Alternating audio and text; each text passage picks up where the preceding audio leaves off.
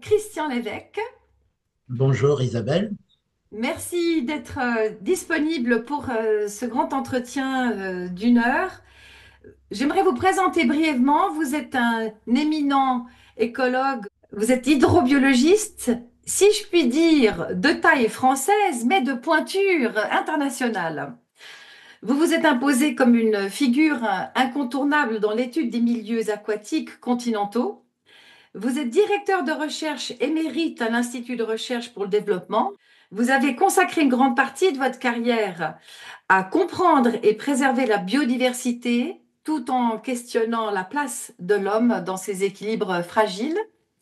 Vous êtes président honoraire de l'Académie d'agriculture de France et membre de l'Académie des sciences d'outre-mer. Enfin, vous êtes également un auteur prolifique. Parmi vos ouvrages, je cite La biodiversité avec ou sans l'homme et Le double visage de la biodiversité figurent comme des contributions majeures à la réflexion écologique contemporaine. Alors, votre carrière s'inscrit dans une réflexion transdisciplinaire, profondément humaine, où science, société et environnement convergent pour penser un avenir durable. En introduction de cette conférence, je salue notre ami Éric Verrecchia, professeur honoraire de biogéochimie à l'Université de Lausanne, qui va s'exprimer lui aussi plus tard dans ce colloque. Alors, il faut quand même le savoir, c'est grâce à Éric Verrecchia que nous avons l'honneur, cher Christian, de vous écouter aujourd'hui. Et avant de vous donner le flot, j'aimerais demander à Eric si vous voulez bien partager les raisons de votre admiration pour cet invité. Donc, bonjour Isabelle, bonjour Christian.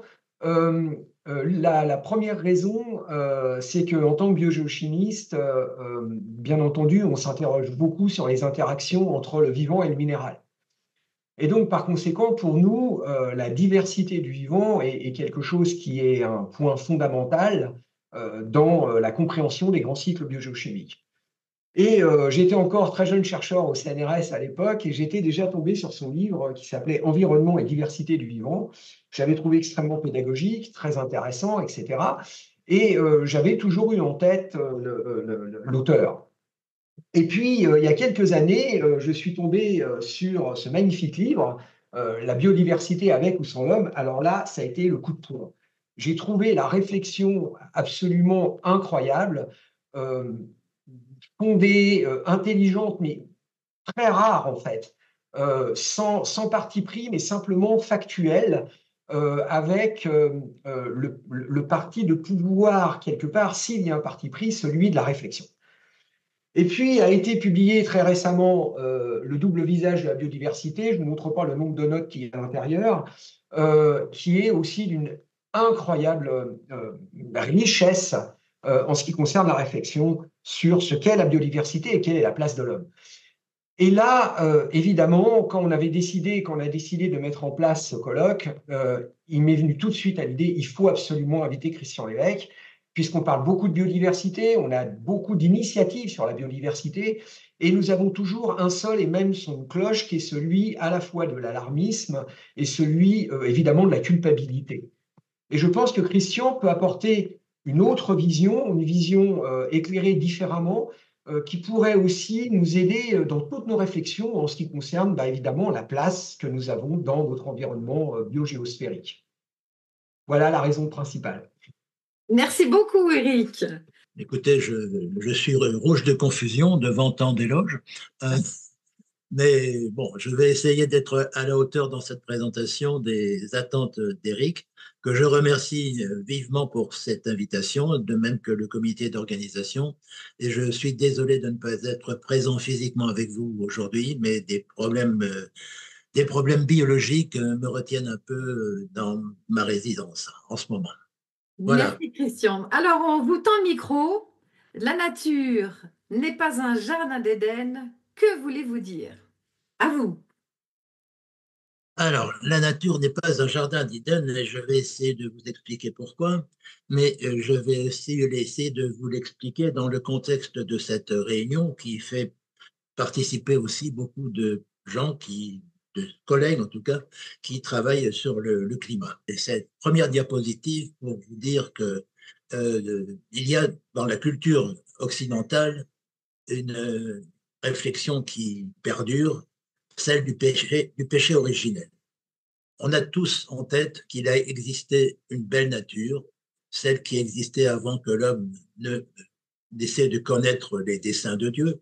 Et quand l'homme a croqué la pomme avec Ève, eh bien, il est redescendu à son niveau d'être vivant parmi les autres et il a dû quitter le paradis terrestre pour gagner sa vie et vivre dans des conditions plus difficiles.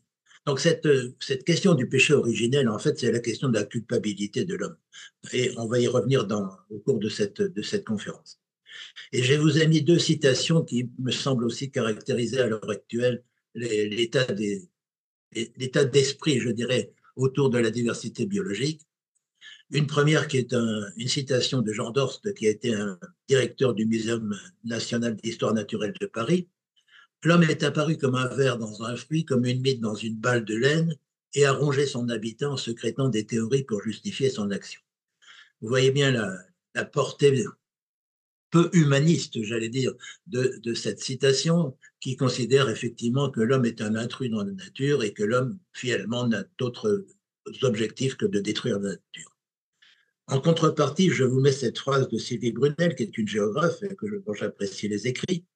C'est la façon dont l'homme habite la Terre qui l'a rendu agréable à vivre. Toute l'histoire de la présence de l'homme sur la Terre est celle d'un combat permanent pour survivre, en dépit du déchaînement des forces aveugles et soudaines. Là, vous avez l'introduction d'une vision beaucoup plus réaliste de la nature et de la biodiversité. La nature, oui, on peut l'aimer, il n'y a pas de problème, mais en même temps, il faut s'en méfier. Et toute l'histoire de l'homme a été de se mettre à l'abri des nuisances de la nature. C'est un des thèmes que je développe dans mon ouvrage. Alors, là aussi, pour caricaturer un peu, nous sommes passés d'une nature qui nous a fait à une nature que nous faisons. C'est une citation d'un philosophe, Moscovici, avec ce dessin de réserve qui me semble tout à fait illustrer ce propos, où on voit bien que l'homme était d'abord une proie pour les autres espèces et qu'il est devenu le prédateur de beaucoup d'espèces à l'heure actuelle, au moins dans une certaine idéologie. Vous n'avez pas manqué d'entendre à droite et à gauche que la biodiversité connaît un déclin sans précédent.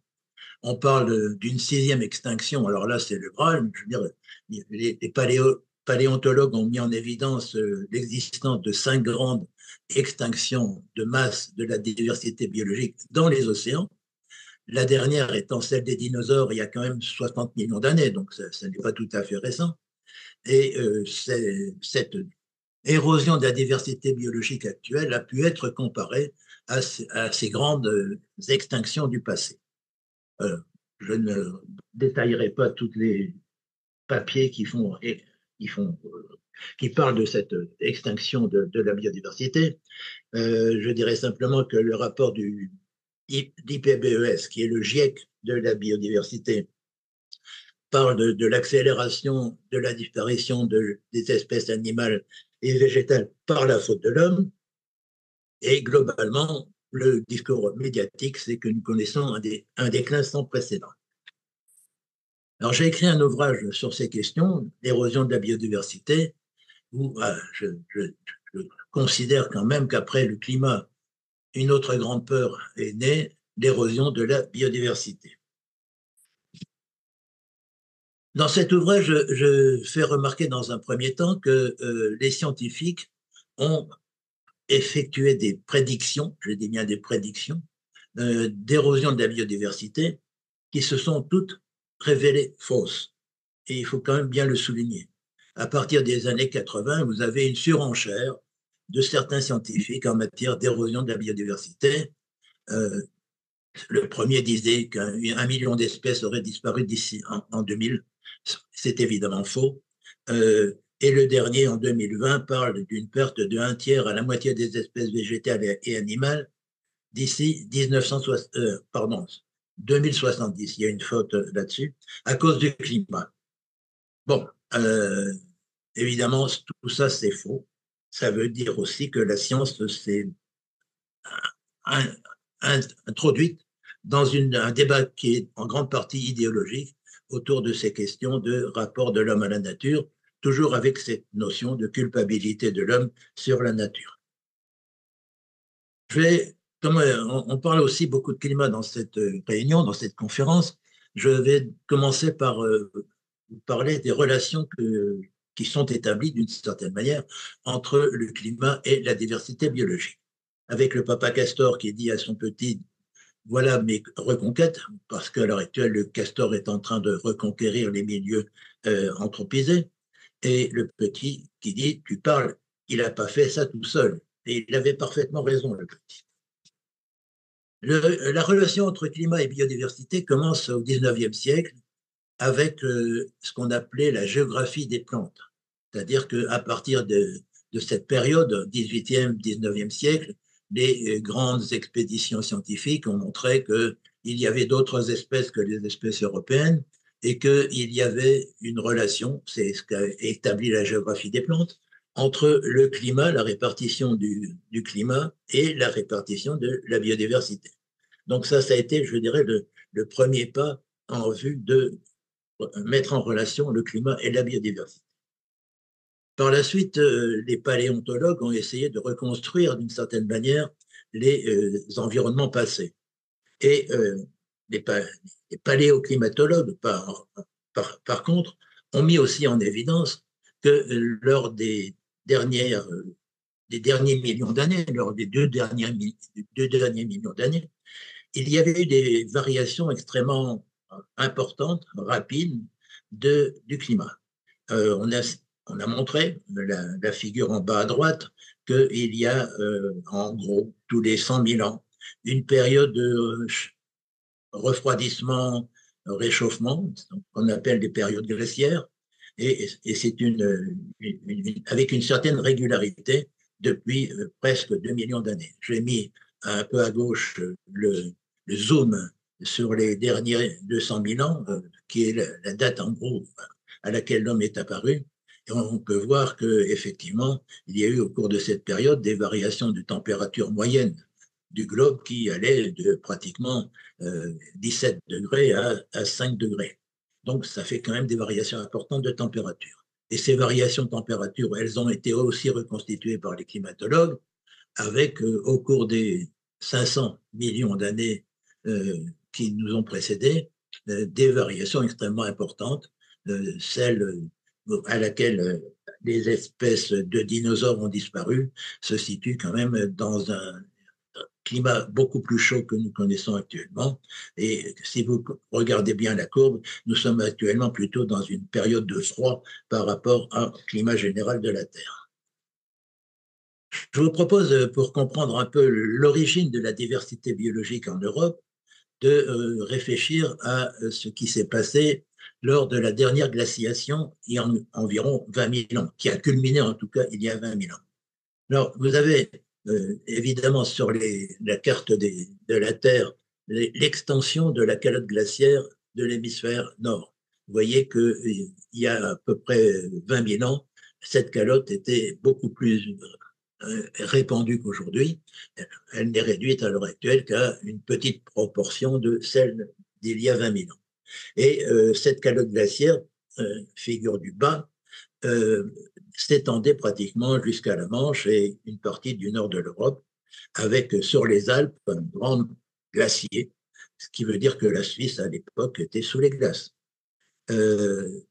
Bon,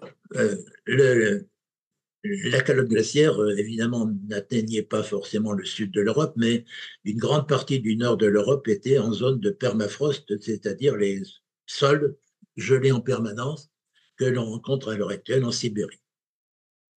Pour vous donner une idée de la situation de la diversité biologique à cette époque, voilà les reconstitutions qui ont pu être faites par des paléoécologues. Voilà la végétation, la répartition de la végétation actuelle à gauche. Vous voyez qu'il y a quand même une importante diversité des formations végétales qui sont déjà réduites extrêmement fortes dans la typologie utilisée. Et vous avez l'équivalent, il y a en gros 20 000 ans, où pratiquement toute l'Europe, en tout cas au nord de la Méditerranée, était en zone de toundra ou de steppe, et la végétation était limitée finalement dans ce qu'on appelle en écologie les zones refuges dans le sud de l'Europe. Et voilà, c'était la situation à cette époque. Il y avait évidemment une faune totalement différente qu'on va la retrouver dans les grottes, dans les magnifiques peintures, on peut dire, des grottes préhistoriques, hein, notamment des peintures de la grotte Chauvet en Ardèche, qui vous montrent que la faune était évidemment extrêmement différente. Et j'ai mis à droite cette figure de la France à l'époque il y a aussi 20 000 ans, pour vous montrer que le niveau de la mer était à moins 120 mètres en dessous du niveau actuel. Donc c'était énorme. Quand vous allez au bord de la mer, qui vous dites jusqu'à une profondeur de 120 mètres, la terre était dégagée, on a une toute autre perspective de notre territoire. Et puis, quand ça s'est réchauffé, donc à partir de, disons, 15 000 ans, il y a 15 000 ans en gros, ben, ce qui s'est passé, c'est tout simple, c'est que les espèces qui avaient trouvé refuge dans le sud de l'Europe ont reconquis progressivement et difficilement pour certaines l'Europe du Nord.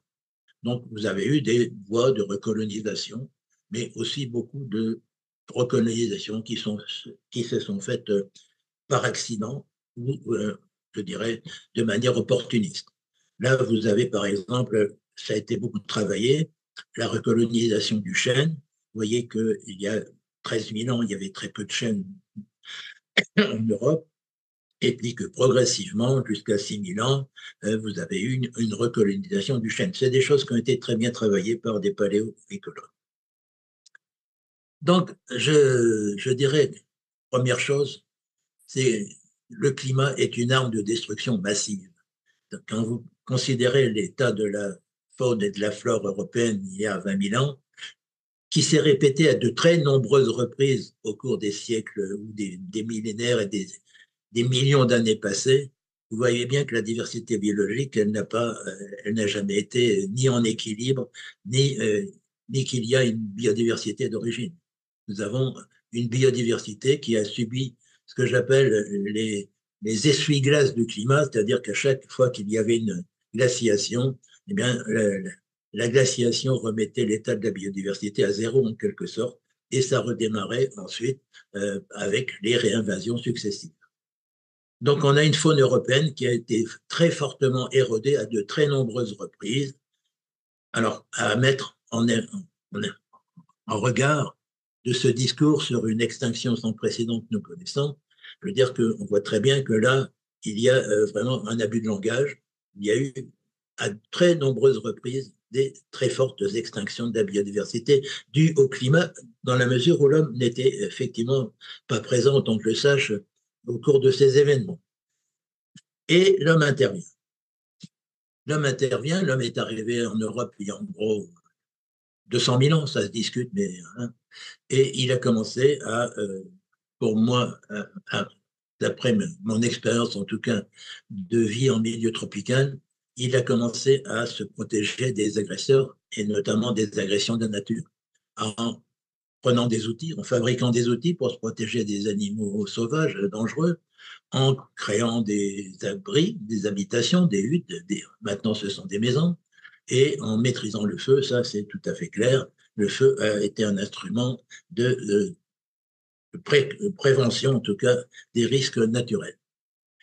Et puis, l'homme a fait, pour sécuriser ses ressources alimentaires, il a développé l'agriculture, il a d'abord pratiqué la chasse, la cueillette, etc.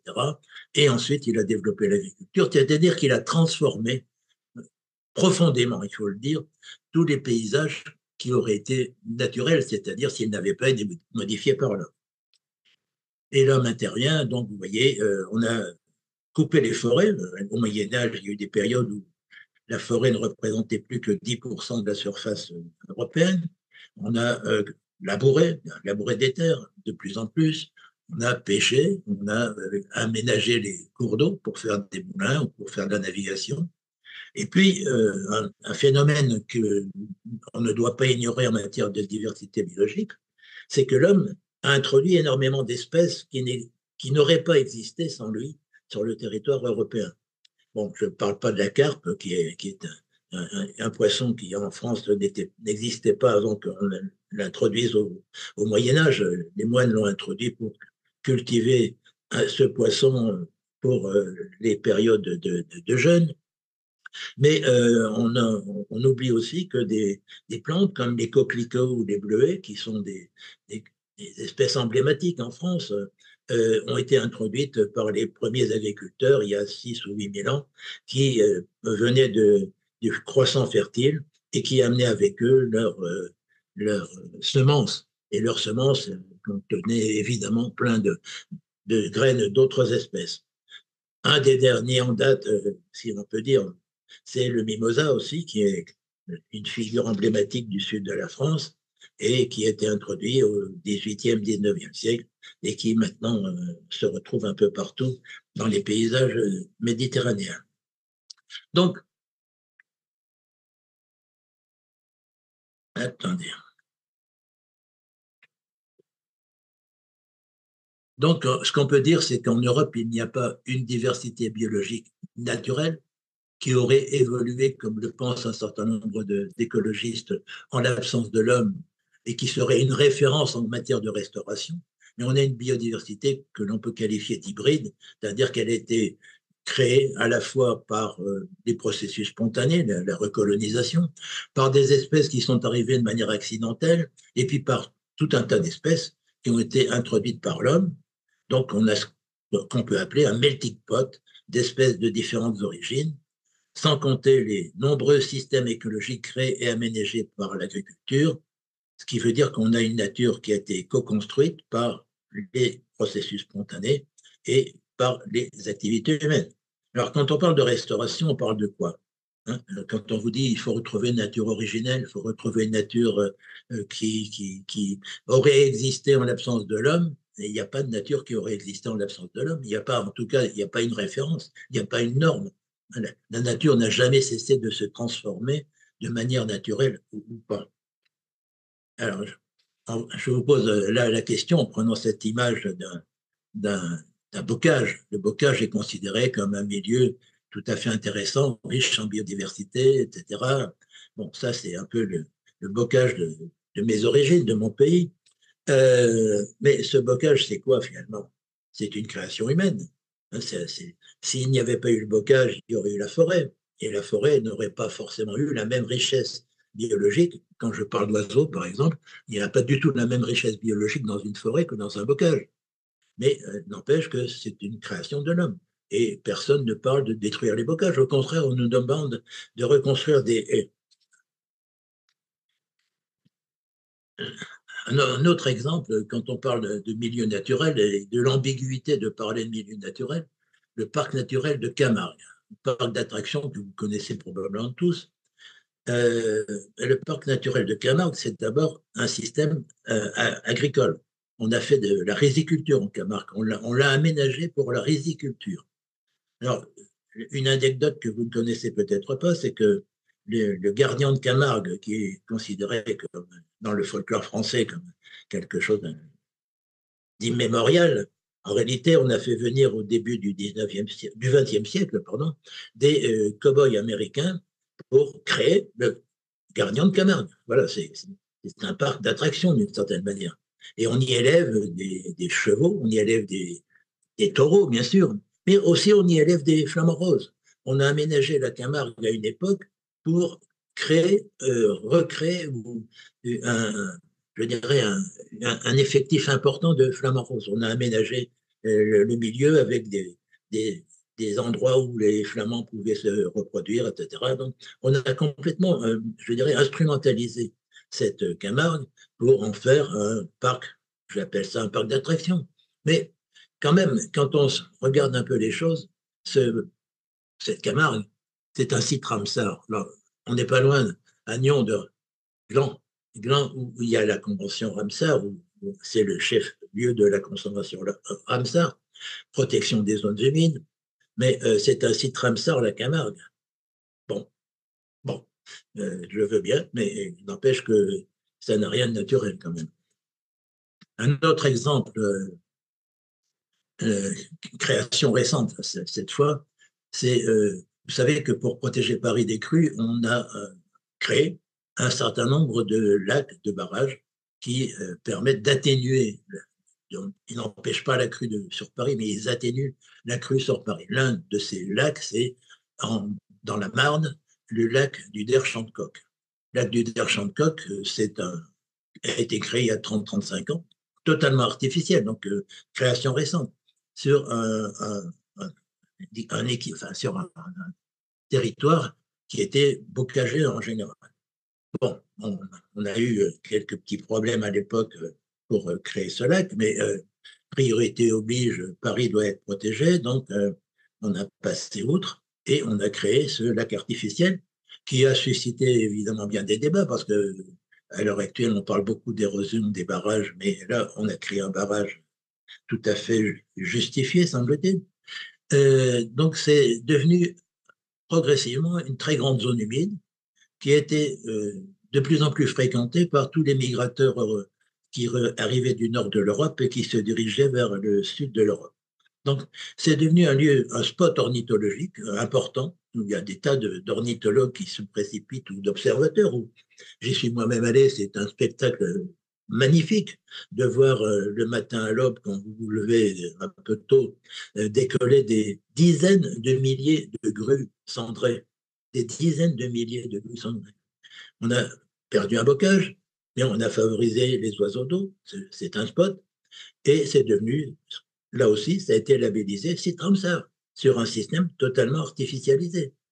Donc, est-ce qu'on peut toujours tenir ce discours que l'homme détruit la nature? Moi, ça me semble un peu aberrant de maintenir cette idée, si ce n'est pour des raisons totalement idéologiques. Je ne m'étendrai pas sur la question de l'autochtonie et des espèces envahissantes, qui est un vrai problème à l'heure actuelle pour des tas de raisons. Mais enfin, c'est un autre débat, mais il faut quand même savoir qu'à l'heure actuelle, notre faune européenne s'enrichit tous les jours, en espèces qui arrivent accidentellement, volontairement ou introduites par des hommes pour des raisons diverses, notamment on introduit des espèces horticoles, des espèces aquariophiles qui se retrouvent un jour ou un autre dans nos rivières. Sachez qu'en France, par exemple, près de la moitié des espèces des eaux douces françaises et européennes, de manière générale, sont des espèces qui n'étaient pas là à l'origine, qui ont été introduites en général par là. Première étape. Deuxième étape, le double visage de la biodiversité, l'ouvrage dont parlait Eric. Je vais schématiser. Il y a deux idées forces. La première, c'est que nous tirons nos ressources de la nature, il n'y a aucun doute là-dessus, mais la nature est aussi une source de nuisance. Et ça, c'est l'omerta complète chez les écologues et chez les écologistes.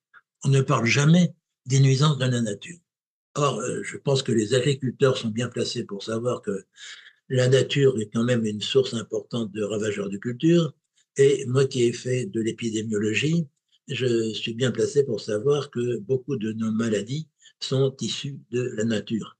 J'ai travaillé de nombreuses années dans un programme de lutte contre les grandes endémies en Afrique, financé par l'OMS, que vous connaissez tous aussi.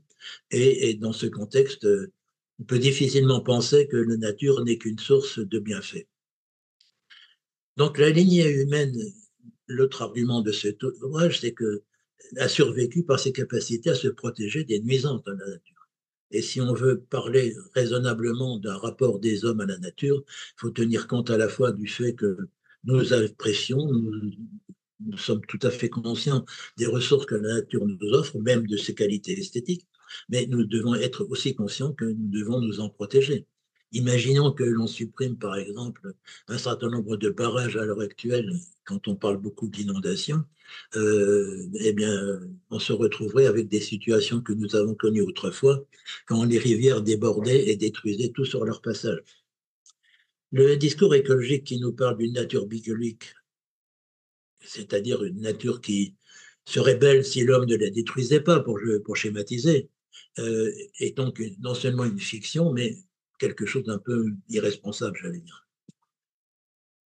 Alors, simplement, pour vous illustrer un peu les choses, je me suis amusé à faire ce mode binaire de la vue de la nature. Vous avez des cèpes et vous avez des amanites phalloïdes, vous avez des beaux papillons, mais vous avez l'anophèle qui est un serial killer, vous avez l'abeille, mais vous avez les larves de dorifores, vous avez le microbiote dont on parle beaucoup aussi, et vous avez les Covid. Hein, donc, vous voyez bien que cette nature, elle a toujours deux visages, le double visage de la nature. Alors, c'est sûr, c'est certain que depuis des siècles, on peut dire, que l'on nous présente la nature sous un visage bucolique. Euh, Vous avez ce tableau des déjeuners sur l'herbe de Monet, vous avez ces belles plages, et les agences de voyage savent parfaitement vendre de la nature bucolique, hein. Vous avez le jardin de Monet à Giverny, qui est, je dirais, là aussi un melting pot d'espèces de tous les horizons. Et quel splendide jardin, quel beau spectacle que de le voir.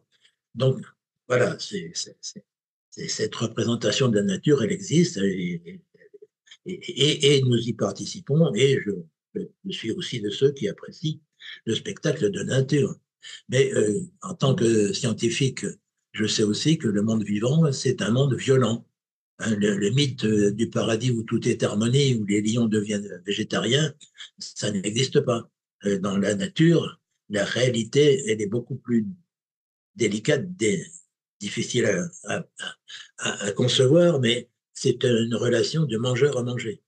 Je veux dire que les réseaux trophiques dont parlent les écologistes, les écologues aussi d'ailleurs, veut dire que pour vivre, il faut manger une autre espèce, il faut tuer une autre espèce. J'ai pris ce réseau trophique en milieu aquatique avec le requin en phase terminale, mais le requin qui va manger des thons, qui va lui-même manger des petits poissons pélagiques, qui va lui-même manger des petits crustacés, qui vont eux-mêmes manger des diatomées, ce qui veut dire que nous sommes dans une chaîne de tuerie permanente dans la nature.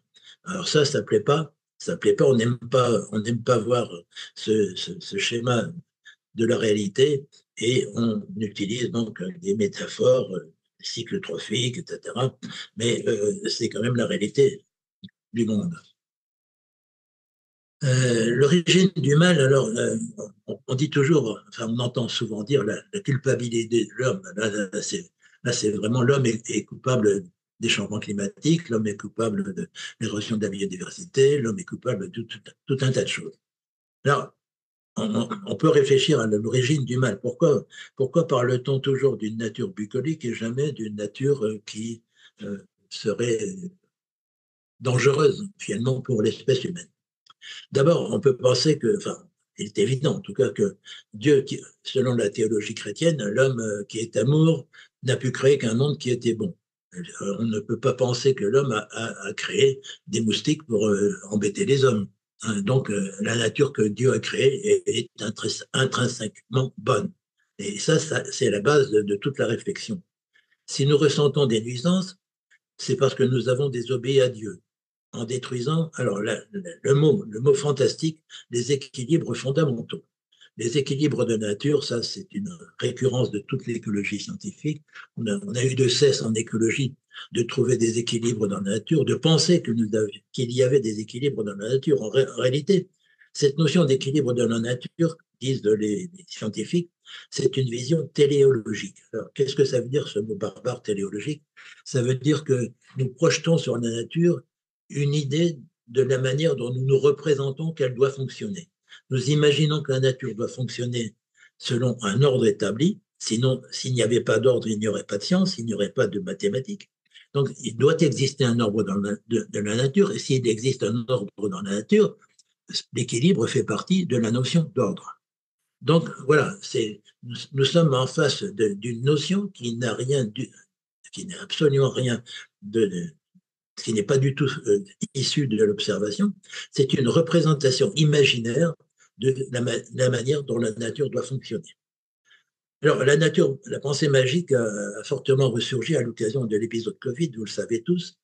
Vous avez entendu dire, vous parlez, même à la radio et par des scientifiques, que la nature se venge des exactions, des dommages que nous lui faisons subir. Autrement dit, le visage de la nature, c'est une punition divine, comme les 10 plaies d'Égypte. Les 10 plaies d'Égypte, Dieu avait attribué aux Égyptiens pour libérer les Juifs, les fameuses plaies d'Égypte qui sont en réalité simplement les nuisances que les Égyptiens connaissaient à cette époque de la part de la nature. Beaucoup de ces plaies sont des maladies en réalité. Mais vous avez la possibilité de vous racheter. Alors là, c'est la grande invention, si je peux dire, des mouvements écologiques. C'est ce que j'appelle les indulgences vertes. Vous savez qu'au Moyen-Âge, quand vous aviez fait un péché, vous aviez la possibilité de vous racheter par la confession, bien sûr, mais aussi en donnant des offrandes. Et on retrouve d'ailleurs cette question de se racheter par des offrandes dans d'autres religions. En Birmanie, de nombreux stupes étaient construits en matière d'offrandes pour essayer de retrouver la virginité qui permettrait d'accéder au paradis. Donc, les indulgences vertes, vous donnez de l'argent pour sauver la nature. Là, c'est la grande invention de la machine cash qui est maintenant enclenchée par beaucoup de milieux protectionnistes et notamment par des ONG internationales. Juste pour une image là, qui m'avait beaucoup choqué il y a quelques années, le criquet pèlerin, c'est tout ce qui est naturel, bien sûr, le criquet pèlerin. Autrefois, il y avait une organisation en Afrique qui permettait de traiter les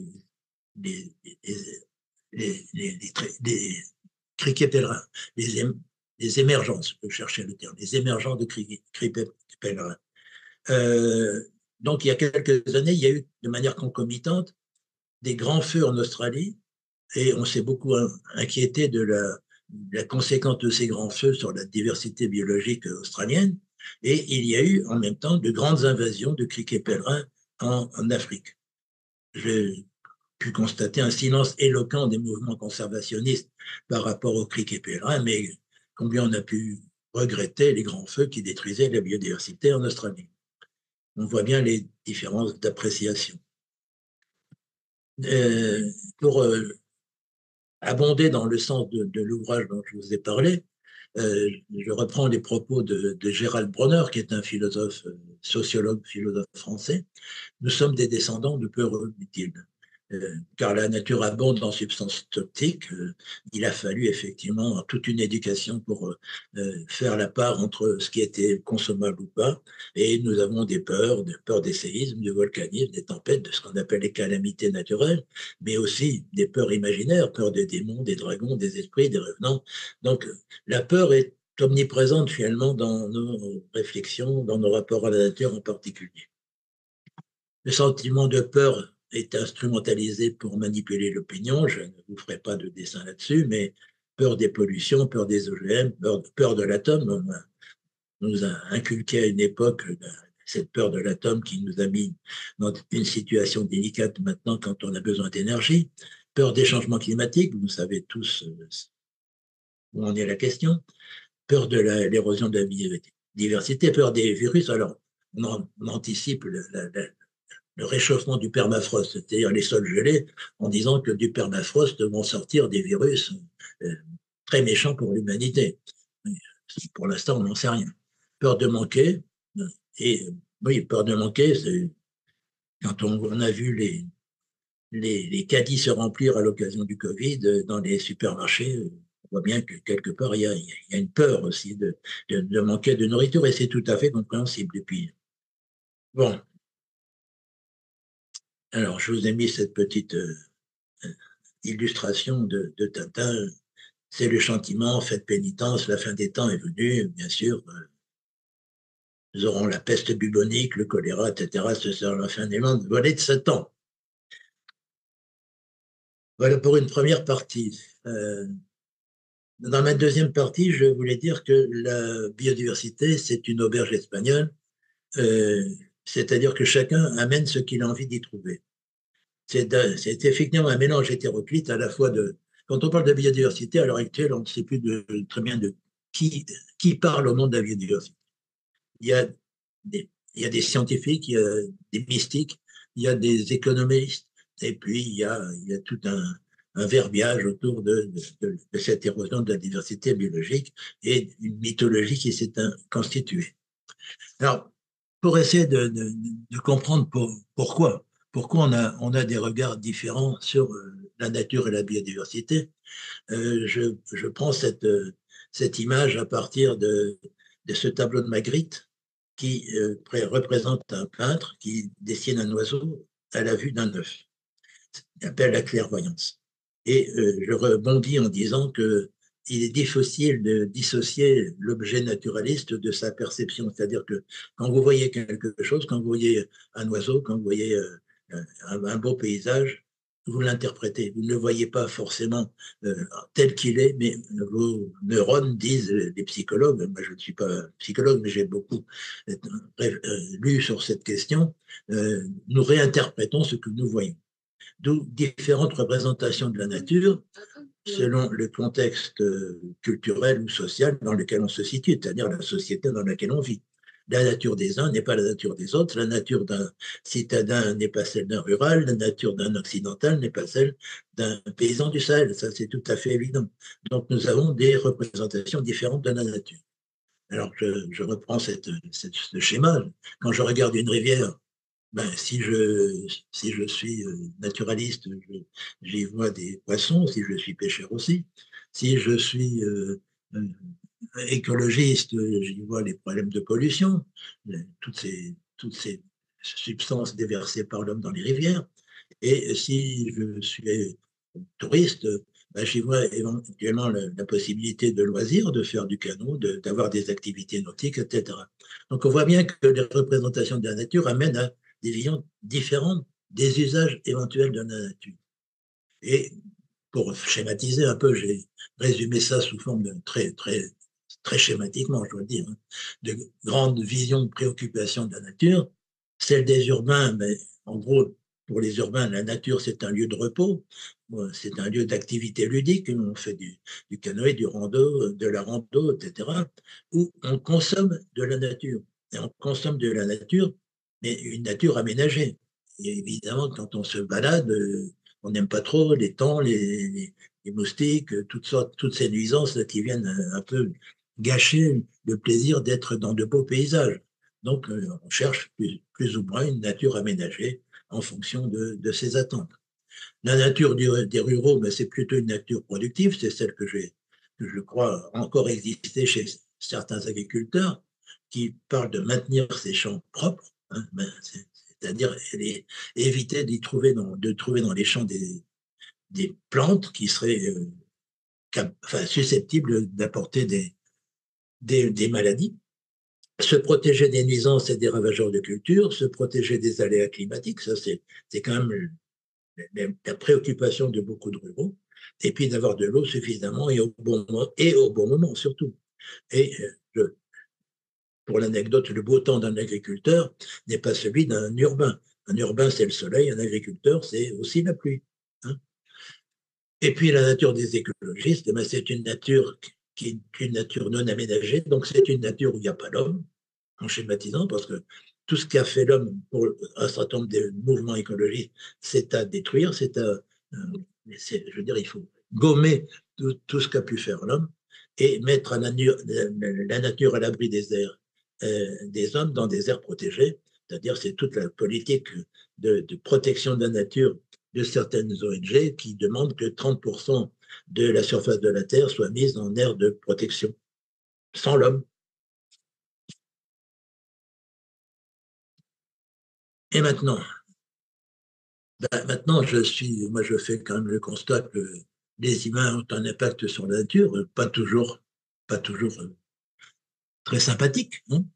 Quand vous voyez ces quantités d'animaux qui ont été tués, quand vous voyez l'extension des zones urbaines, quand vous voyez les pollutions de poissons, là, ça marque beaucoup les esprits quand vous voyez des poissons morts flottant à la surface de l'eau. Pour les pollutions, c'est un bon indicateur. Quand vous voyez ces champs de dizaines, voire centaines d'hectares sans arbres, c'est pas non plus très sympathique.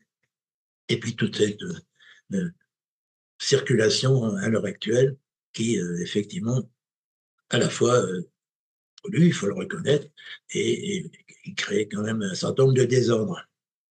Donc, oui, les humains ont un impact sur la nature, et je ne suis pas en train de dire c'est bien, je dis nous devons faire en sorte de, au moins, essayer de les réduire. Mais la nature a aussi un impact sur les humains. J'ai travaillé notamment sur les questions d'onchocercose, une maladie qui rend les gens aveugles et qui est provoquée par des piqûres de petites insectes qui s'appellent les simuli, qui transmettent un ver qui vient se fixer dans la rétine pour aller vite, et qui fait en sorte que les gens qui travaillent dans des zones où cette maladie est endémique deviennent assez rapidement aveugles. Bon, et quand on a réussi à éradiquer la maladie, on était content. On était content d'avoir tué un certain nombre d'espèces vectrices pour sauver d'une certaine manière des vies humaines. Le paludisme qui tue des centaines de milliers de personnes chaque année, oui, il faut, pour lutter contre le paludisme, pour l'instant, on a recours à des insecticides. Alors, on peut discuter du fait que des moustiquaires imprégnés de permétrine sont nuisibles pour la biodiversité, mais ça permet aussi de sauver la vie de beaucoup d'enfants. Alors, à chacun de juger de ses priorités. Je parlais des criquets pèlerins, mais vous voyez en bas à droite un spectacle d'une rivière qui a été en crue et qui a tout démoli sur son passage. Eh bien oui, la rivière est aussi une force de destruction massive. Je veux dire, on en a beaucoup d'exemples dans le passé. Et puis, je ne parle pas des épidémies de peste, de choléra, etc. Donc, il faut faire des choix. Alors, je n'ai pas de recette magique.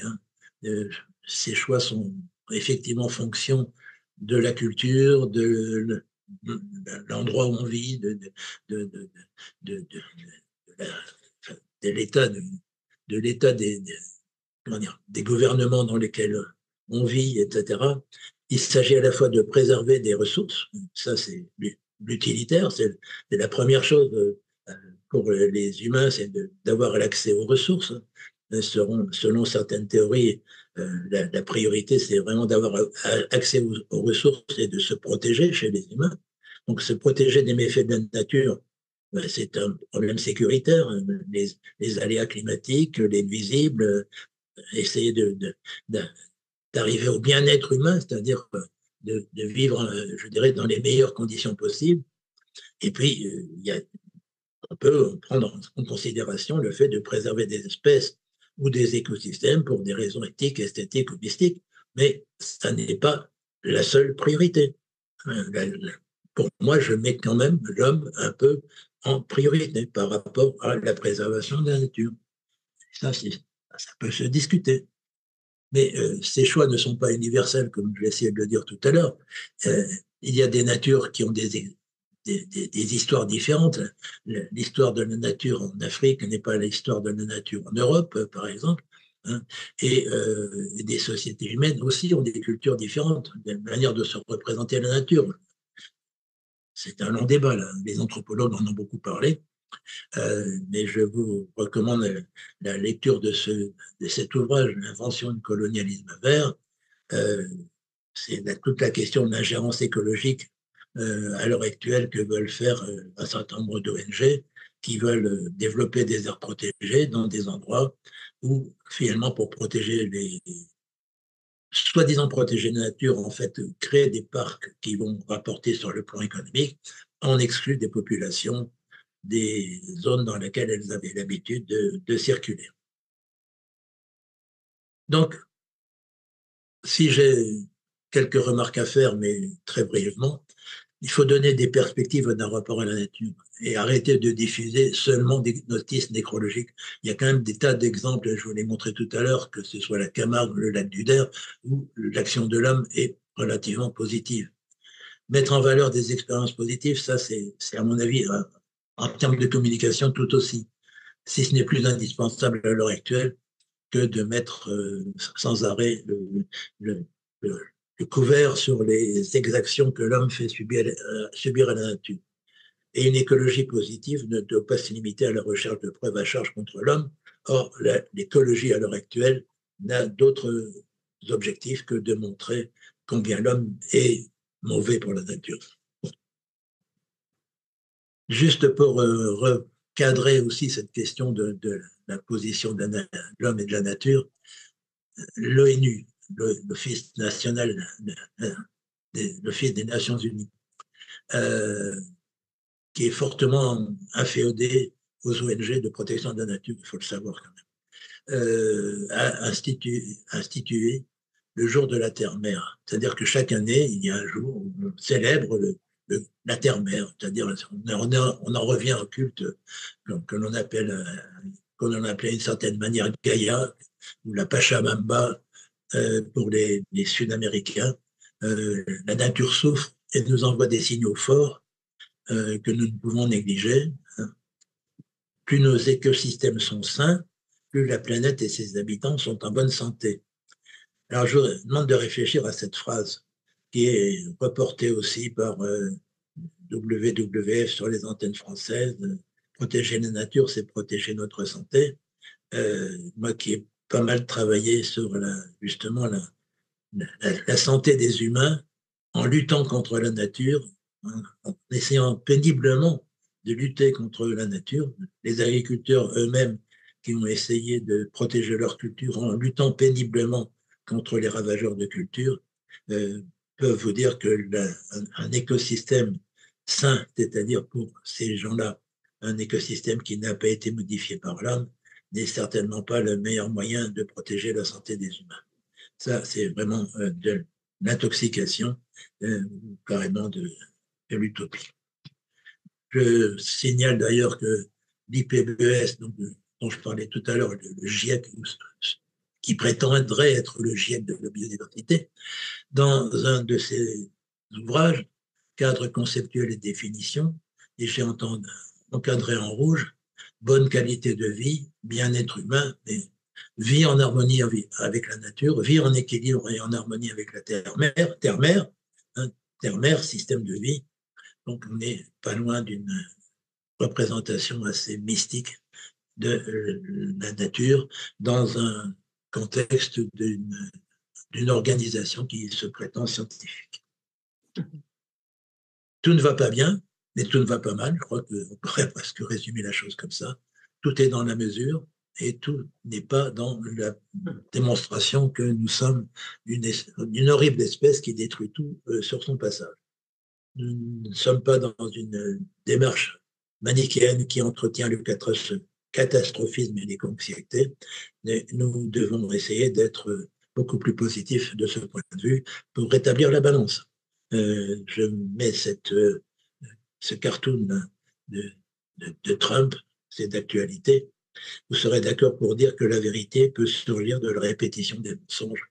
Je pense que c'est ce qui se passe quand même trop souvent à l'heure actuelle au niveau médiatique. Voilà, pour terminer, merci de votre attention et voilà quelques ouvrages qui pourraient vous apporter des éclairages sur tout ce que je viens de dire très, très, très rapidement et qui mériteraient certainement d'autres développements. Merci de votre attention.